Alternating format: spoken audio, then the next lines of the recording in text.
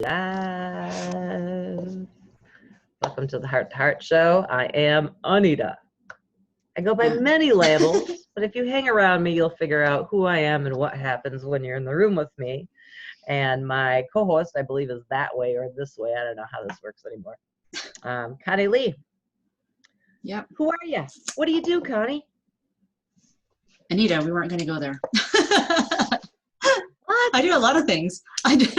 That's perfect. See? Yeah, exactly. I do too many things. It's the whole label thing. Like, I'm so over it. Like, I think labels limit us. I don't think labels define us. I think they limit us. And that's not what we were going to talk about today, but we're right here, so we might as well just jam on this for a minute or three. Yeah. Let's see. I actually haven't given much thought to By the way, this labels. is the Heart to Heart show, us being consistent. So stick around. If you got some questions, drop them in the comments, and we will try to do that. But we're going to be talking about a few things today, one of which is thoughts, and now putting labels on ourselves. So sorry, Connie, go on. What is your thought on labels? Interesting. I haven't really given it much thought, but you're right. I think more about labels for other people. How so? Like, so when I think about my daughter, I think like, I try not to use words like shy, and I find that I do it, but I realize how much that can carry, you know? So I even think about now, because I was always called shy as a kid, and I'm like, am I really shy? I don't know. Well, then you get labeled as shy, so now you take on, this kind of leads into the whole thinking and thought thing is, now you have a thought that I am shy, and so you vibrationally take on that beingness. Right. Well, they think I'm shy, so I must be a little person hearing their parents or somebody say it. Oh, don't worry about her, she's just shy. And actually, like, if you just think about the word shy, I feel kind of like retractive. I go in at that word. Did you feel that? Yeah. Crazy, isn't it? Yeah. Well, so start with your exercise that you were doing earlier with me on thoughts, because it's good. And he's like, I don't know what I'll say about thoughts. And I'm like, thoughts are like so powerful because we're creating and they're vibrational and we think in pictures. And Connie's just kind of got the dog cock look at, like, what do you mean? And I said to her, picture a red juicy apple. Just imagine that red juicy apple. And now take a bite of that apple and you'll notice, like, you get images in your mind, and when you think about biting into that, you start salivating like you did. And when I'll throw out some words, and what I want you to do is just tune in to how that word feels. So let's take something like joy, expanse, brilliance, sunshine. You know, can you feel the warmth when you think of the sun? Does it make you smile? What happens in your body? Let's go there for a second. Okay, go ahead. Yes.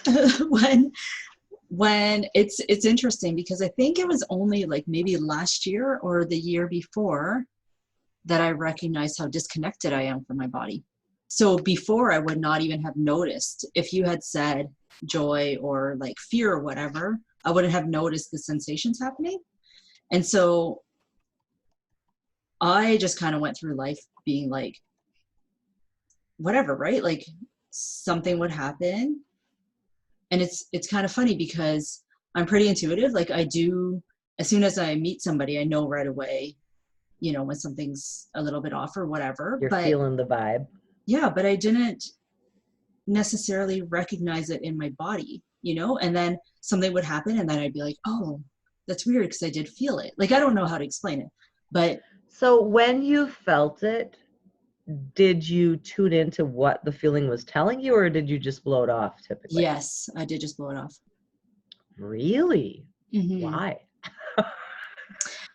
Well, that's what I was going to go there with, is that I don't think we're taught to live in our bodies. See, this is one of the biggest reasons that I got attracted to studying with the Native Americans, because it's not just one part of us, it's that whole of us. And that was the way I always believed. And so it really tuned me in with noticing when I'm walking in nature, what it feels like, what I'm experiencing, what the more is of not just walking. So it's interesting because I never realized people didn't do that. Yes. Yeah. I actually didn't know, because people used to say, like, how does anger feel in your body? I'm like, I don't know. Like, what do you even mean that I would feel it in my body? Like, when I'm angry, Mm-hmm. because like I was so used to living from my thoughts, my brain, right? Like, whatever, I was just used to living. I don't even know what to call it, but I know that I didn't feel sensations I before. call And that living numb is what I call. Because if you're not feeling, so Abraham talks about making it important that you feel good. And as I started to study that on top of some of the other things I was studying, then I started to realize how disconnected we are from feeling. yeah, Which disconnected from feeling now disconnects us from our intuition. It disconnects us from our knowing. It disconnects us from all the things. Also, why, if I wanted to go down a rabbit hole, it's why we reach for antidepressants and anti-anxieties and all those things, because again, we're becoming trained, and COVID accelerated that process of getting detached from ourselves, desensitizing ourselves from ourselves and our feelings and what we know to be true, as well as that feeling that we pick up, that vibration in other people. right. That's it. That's all I get from you as a right. I'm thinking about it because I went on a whole other thought train. So Did you? I love it. I love it that we left the do conversation almost. Yes. Honey, come back. Yeah, because we were just talking about this a couple weeks ago, how much I use everything as a distraction. And it's to avoid feeling anything else, because being busy keeps me distracted from feeling anything. Oh, it's interesting. It's interesting because I was saying that I'm learning to be in my body, and yet I still am running these other patterns of staying disconnected. Well, yeah, but what if instead of judging that, you looked at what's really going on, and what's really going on is, because I remember the day that you made the connection when we were talking about, wow, like I don't feel, or I didn't realize how disconnected from my feeling I am in my body, right? And that was a huge game changer for you, just starting to notice that, right? And now you've been kind of living that for a while. And then it just keeps expanding. And so Yeah. now there's more to it, right? Like we tend to beat ourselves up and judge ourselves, instead of looking for, oh, like things are always working out for me. And the next thing just keeps kind of coming to me. And like, oh, now one of the biggest things I've realized, I was part of a webinar this weekend. And one of the things that I realized is this vibrationalness of our thoughts, of our words, of our actions, of what's emanating from our body, all of that. Because one of the things that used to frustrate me is when I want to learn something, I immerse myself in it. If I'm drawn to it, then I immerse myself, and I want to get everything out of it I can. And then I will decide what fits and what doesn't fit. Or I decide what fits and what doesn't fit along the way, perhaps. But I don't just jump in with one foot and take out the surfaceness of it. And it really annoyed the hell out of me when, for instance, people would say to me, yeah, I went to this weekend workshop and now I'm a shaman and I can heal you. And I'm like, the fuck you can. Because you haven't even begun to heal yourself. You can't help me or anybody else. But because now we're going back to labels, right? See how this is all interconnected? Because I have a piece of paper that says I'm a shaman, then I think I am. And I can advertise myself that way. But the truth is, you don't know anything about it because you haven't taken the time to learn about it. What I know now, so there was a lot of judgment there for me. Like, if you want to be a fucking shaman, then go hang out with a shaman for like 20 years and then come back and tell me that you think you know something. Because I hung out with the Indians for a lot of years and I still don't know shit. Like, it is a lifelong thing. Like, you don't just happen upon it. It's because you're changing constantly, right? Mm-hmm. So now I'm like, oh, this makes so much sense to me because everything is vibrational. So let's say, and this has happened to us, Connie, where I'm talking about a concept of something and you're like a little bit interested, but not a lot interested. And as I talk, you just zone the fuck out. You go someplace else and you don't really hear what I said. Yeah. Well, now I understand that that's vibrational. So in order for me to talk and for you to get something out of it, we have to be a vibrational match for that thing. That means your station has to be tuned to it in order for you to hear it. And if it's not, it's going to go like over your head. Did you ever hear that? Oh, that went over my head. I don't get it. That's what happens. And so what that did for me and this whole label thing and calling myself something is like, it all became so irrelevant to me because I realized that by who I'm being, by what I'm valuing, by vibrationally where I am naturally attracting people that are in alignment with that same vibration. Naturally. What that means for me is I don't have to take out a Facebook ad. I don't have to try to sell something. I don't have to shove what I know down somebody else's throat because that's all creating resistance. If I just be that and invite others, imagine just the way that you're imagining biting into your apple. If I'm imagining that my tribe or others in vibrational alignment with what lights me up, boom, my programs are filled. Boom, my coaching is filled. Not because I'm trying to make anything happen, because that's just nature. Isn't that crazy? It is crazy. So finished your exercise. You were doing like joy and stuff like that. Okay. I think the so sun one is a really good one. Because why? What? Because of why what? Why is the sun one a good one? What did you experience when I said sun? Feel the sun. Feel the sun on your face. Yeah. I was like, what do you mean why? Well, like, what happens for you when I say imagine the sun?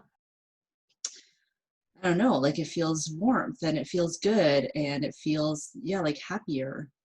And like if I were to picture myself in the sun, like even as I'm thinking about it, it's like I start to feel better, not even like that I was feeling bad, but better, right? Yes. Like I start, yeah. Yes, you start to feel better. Now, if you just imagine, so we're going to continue with the exercise, you guys, so do this with us if you desire. Just imagine that you're sitting in the sun and you're sitting next to a stream and you can hear the water flowing next to you and you feel the sunshine on your face. Feel the heat of the sun on your face and just bask in that moment. see yourself with the biggest grin on your face, just really enjoying the moment. And feel that vibration in your body.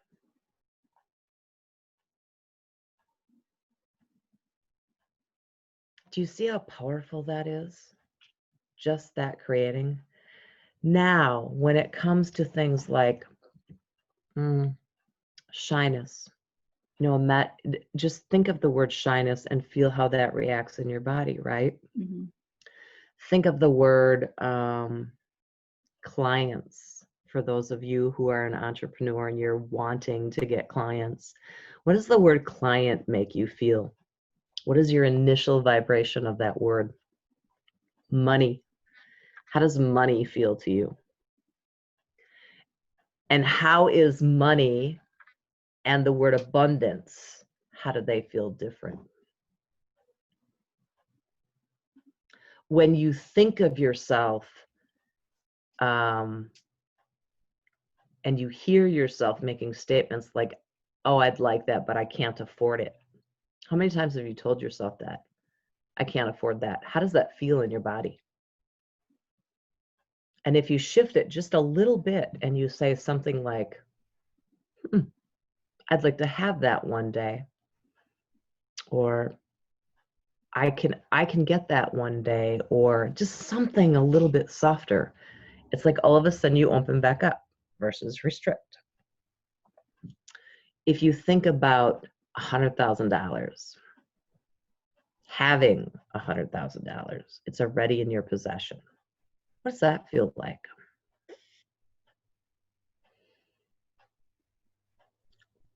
If you think about a big salad with all the toppings that you like, how does that feel?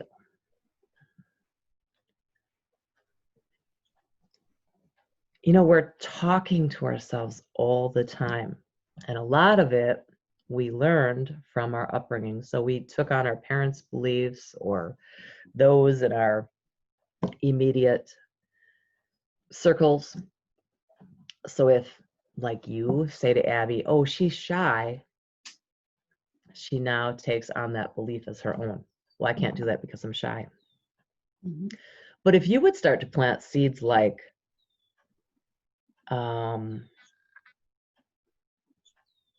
I love when you're really confident.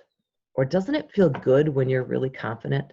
Like find something she's really good at and wow, like you are really good at that.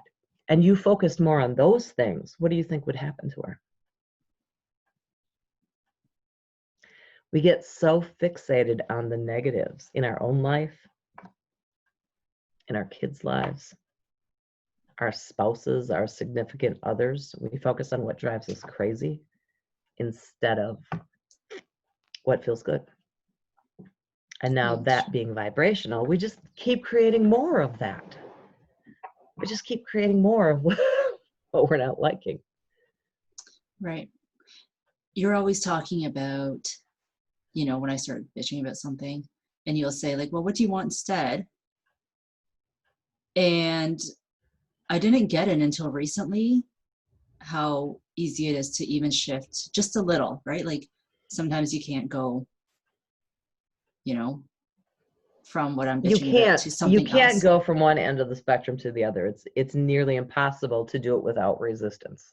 Right. So that's why you just go a little bit. What feels a little bit better? Mm-hmm. And that exercise really helps to drive home how powerful our thoughts are, but also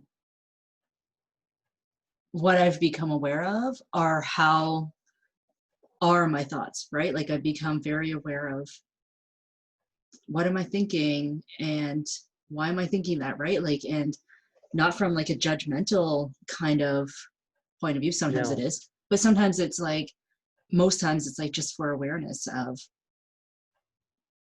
what that's do I how want to be it's thinking. become for me. I just get really curious, oh, isn't it interesting I was thinking that?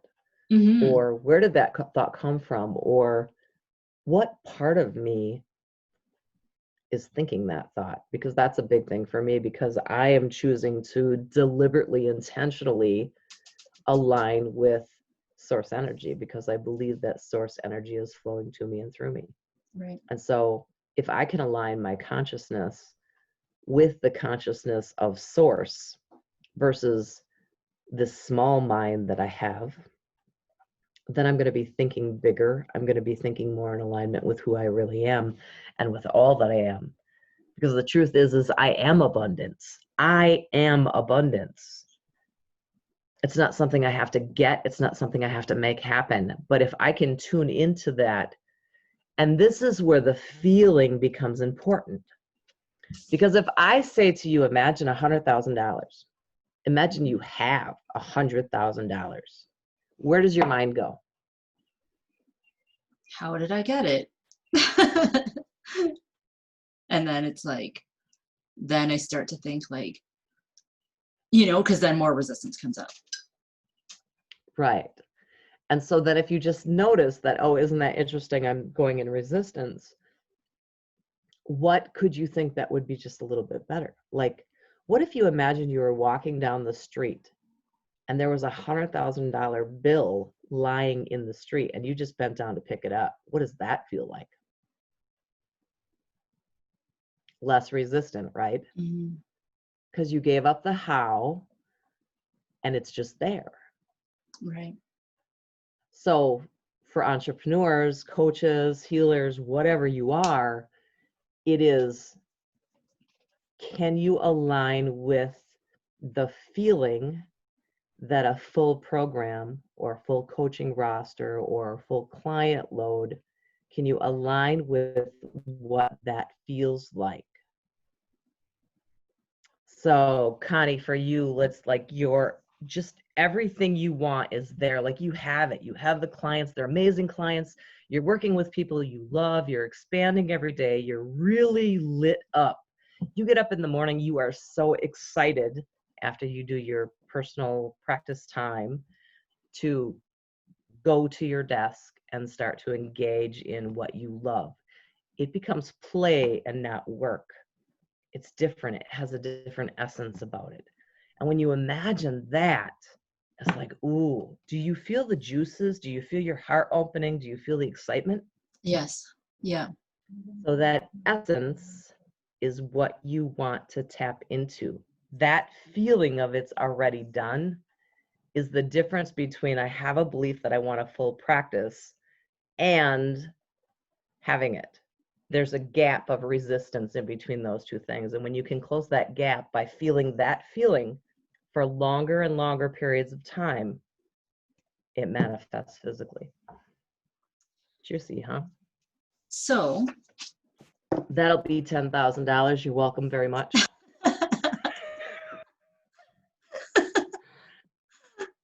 earlier you said, okay, so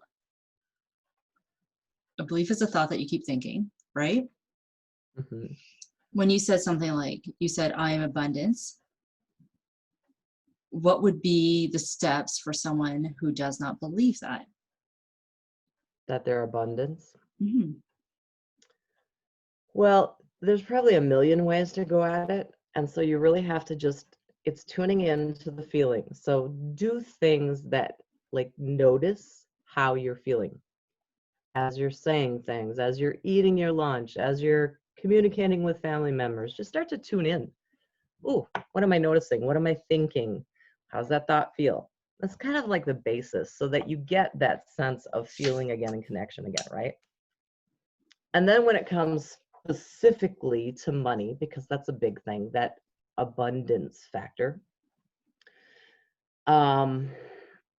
how it looked for me is I knew that the feeling of appreciating when I had lots of what I want, that there was magic in that essence, just that feeling, because that gave me a feeling of abundance, right?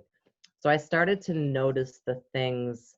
I grow a big garden, and like when the plants would come in, it was harvest time. I was like, wow, I'm just so abundant. I would start to notice abundance everywhere I went, and how it felt in my body and how much I liked it. I appreciated being in appreciation.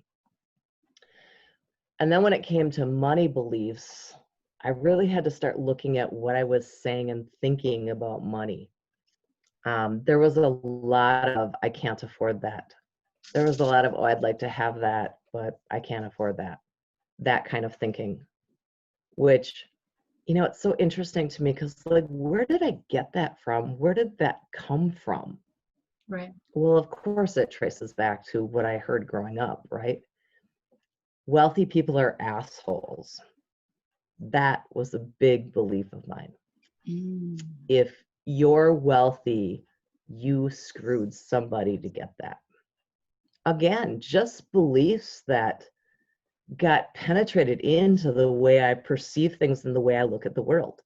Not that I came up with on my own, because this is so interesting to me that we don't think for ourselves. We believe what we've been taught to believe, and they become our beliefs. Right? Abby, don't run in the street. Well, if she runs it in the street once and hears the screeching of her brakes and a horn blowing, she's going to learn pretty quickly that might not be something I want to do. Now, do you need to protect your children? Yes.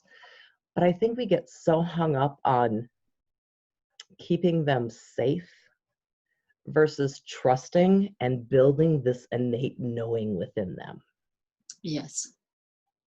Yeah. Which I know you and I have talked about, and you're amazing at doing. So it's just noticing those thoughts about every time you get a bill in the mail, what does that feel like? What are you thinking about that? What would you rather think about that? Every time you buy something, how are you spending your money? How does it feel? Oh, God, that's a lot of money. Or I love that I can buy whatever I want.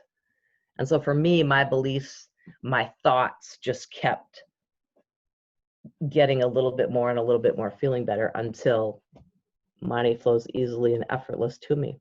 I always have more than enough. Becomes just a natural, true statement for me. How long did it take you to kind of retrain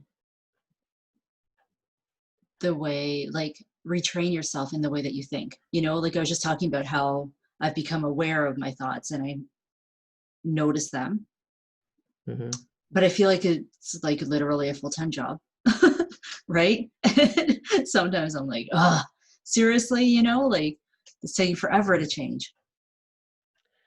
I think I felt that way in the beginning. I remember when I started to notice my thoughts and I was like, this is too overwhelming. I'm never going to change this. And I just kept being consistent about it.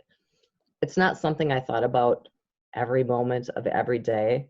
Mm-hmm. It's something that when I thought about it, I took some time to play in that and notice and just get curious about it, not judging, just curious, like, oh, that's interesting. And it was really, I went from, I'm never going to be able to change this. This is just, I'm 58 years old. This is part of who I am. It's the way life is, and it's not going to be different. To, and remember, it's setting the intention.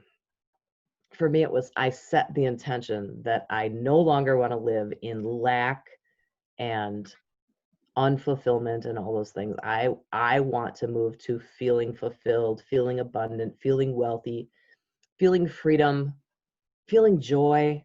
It's my intention. And so I would say things like, because I believe there's this greater consciousness. Some people call it guides and helpers. Some people call it angels. Some people call it God. It's all the same to me. I would say that in my morning practice, like, help me remember, remind me that this is what I'm working on. And it was crazy. Like, all of a sudden I would get a thought like, oh yeah, tune into that. That still happens to me. Like, if there's something that I'm wanting to shift, I feel like I'm being helped in to remember. And so from the point that I really set the intention that I wanted to create something different and feeling like it wasn't work anymore was maybe 2 or 3 weeks. Like, it just kept getting easier. I just did a little bit every day until, and you and I have talked about this too, until it gets to the point where all of a sudden, instead of not being able to find a thought that feels good, you really notice when you're thinking a thought that doesn't feel good. It's like, ooh, Like, it's not work anymore. You just know it because it feels like, where did that thought come from? Right. Right? So it's different. So it's just a habit. It's creating something different. But vigilance, making it important that you feel good, and that there is the bottom line. If you really tune into your body, into that, what are you feeling? You're going to notice when you don't feel good, which is going to signal you to think, what was I thinking? Why did I choose that thought? Where did that thought come from? What would I rather feel? Mm. So it's the feeling. That's our internal GPS, like Abraham says. It really is. Like, it is the nature of us, what God gave us to help us get through all this, right? Yeah. Abraham totally went over my head. Going back to that conversation like 10 years ago or whatever, like I was just like, this person is off their rocker. I have no idea what this book is even about. So I stopped reading it. And then, yeah, the last year, I guess, was when I started to like, oh, I get it. So, Do you see the vibration? So that you weren't in alignment with the vibration of Abraham. And me too. Like, it was probably 10 years ago that I was like, this shit is crack. Like, it doesn't do nothing for me. Oh, that channeled book, that's such bullshit. right. And now there's not a day that goes by that I don't listen or read or think Or about post. or post, right? Yeah. Because it's just, of course, it just makes so much sense to me now. Like, Yeah. that's the vibration I'm at. It's very much aligned with my desire to feel good, to feel fulfilled, to feel freedom, to feel abundance, to feel wealth. It's very much in alignment with that. So yeah, I think it's golden now. Knowing what you know now, could you have um, tuned into that 10 years ago? You know, you're saying like you're out of alignment with them. You know, words don't teach, experience teaches. And I think this is where we really hang ourselves up in thinking that where we are is not good enough. I'm really convinced that life is not about, getting married and having kids and finding a successful job that we put so much energy on. Mm-hmm. I think those things help us to vibrationally align with our desires.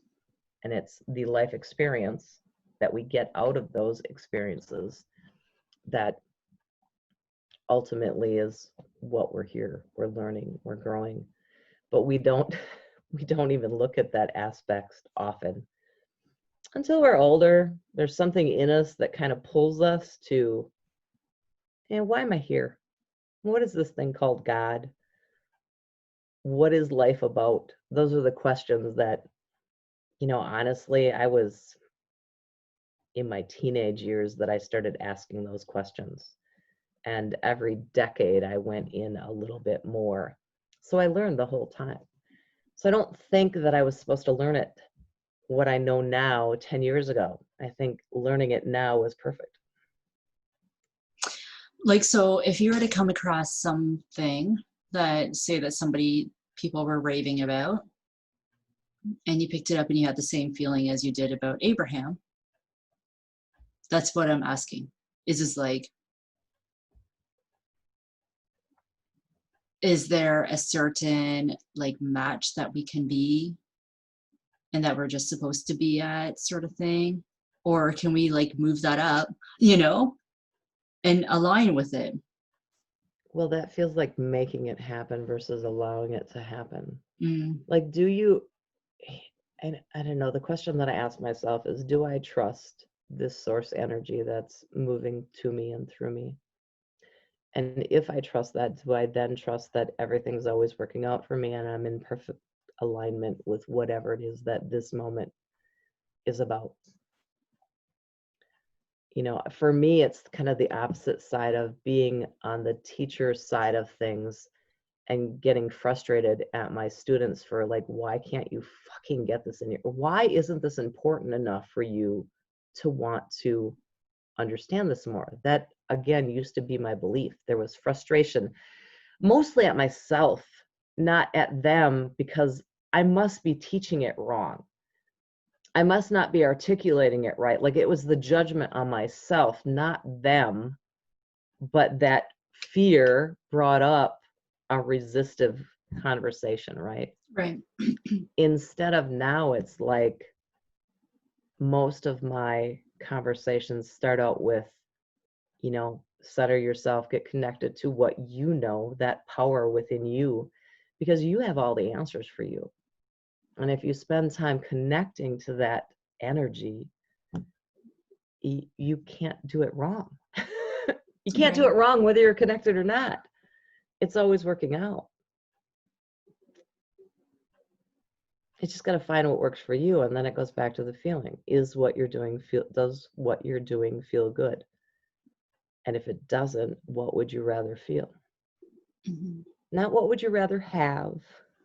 What would you rather be doing? Yeah. What would you rather feel?